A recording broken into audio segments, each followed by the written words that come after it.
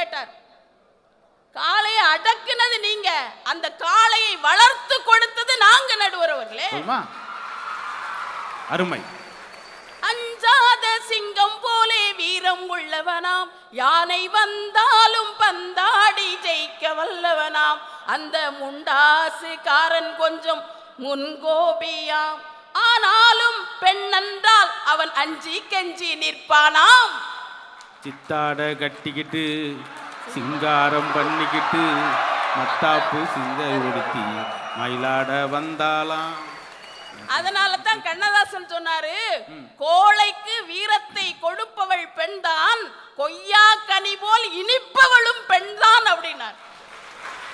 என்ன சொன்னார் நடுவர்களே? இன்னைக்கு ஆதவனுக்கு நாம பொங்கல் வைக்கிறோம் இல்லையா, அந்த சூரியனை கூட கண்ணதாசன் தாயின்னு தான் சொல்றார். சரி.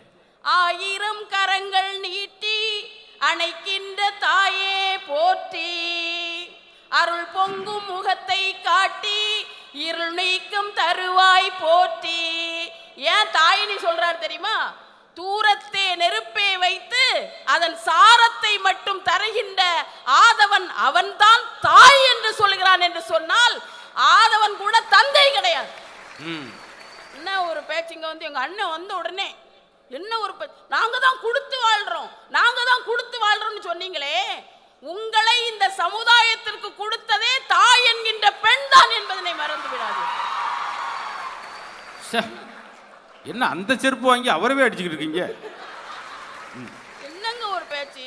சிங்கத்தை பெத்ததே சந்தோஷம் சொன்னாரே, இந்த சிங்கத்துல ஆண் சிங்கம் சோம்பேறி சிங்கம், பெண் சிங்கம் தான் இறை தேடி கொடுக்கின்ற சிங்கம். நடுவர் அவர்களே, என்ன சிங்கம் வேண்டி கிடக்கு உங்களுக்கு?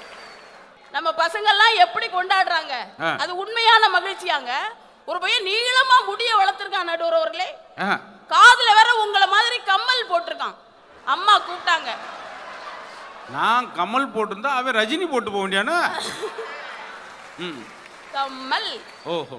காதுல வேற தோடு போட்டிருக்கான், முடிய நீளமா வளர்த்திருக்கான். அம்மா கூப்பிட்டாங்க, எரும மாடு முடிய நீளமா வளர்க்காத, காதுல தோடு போடாதன்னா கேக்குறியாடா?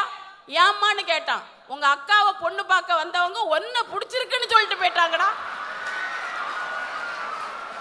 உண்மையிலே இந்த கடுக்கான கல்டன் மேடம்.